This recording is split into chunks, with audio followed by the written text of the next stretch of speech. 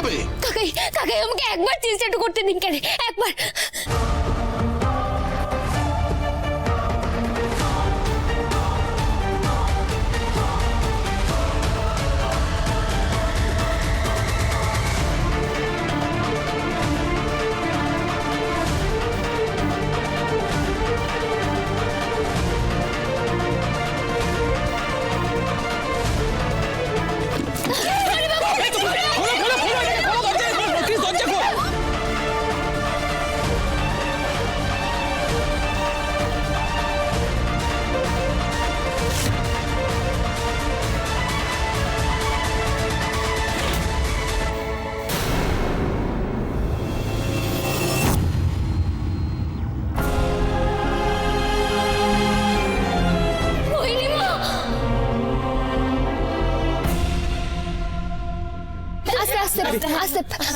Sorry বাবু, দাঁড়ান কেন?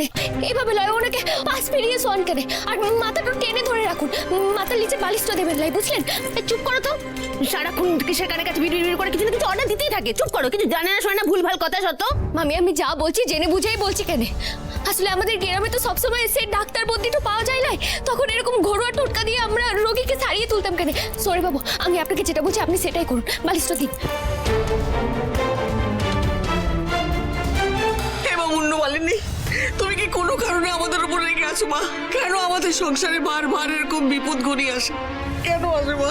এটা তো হওয়ারই ছিল মাসিমা, বলেছিলাম ভুল হবে না আমার গণনা। কি আশ্চর্য, আপনি একটু চুপ করুন না। দেখছেন তো এখানে সবাই প্যানিক করছে, আপনি আবার প্যানিকটা বাড়াচ্ছেন কেন?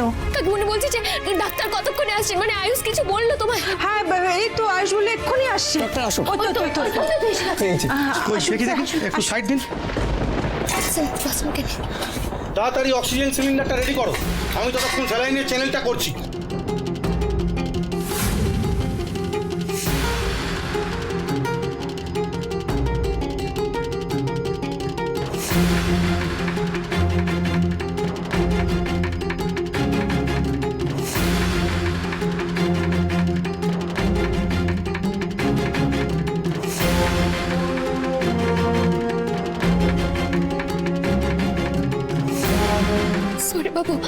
সরি বাবু, বলছি যে আপনি শান্ত হন কেন।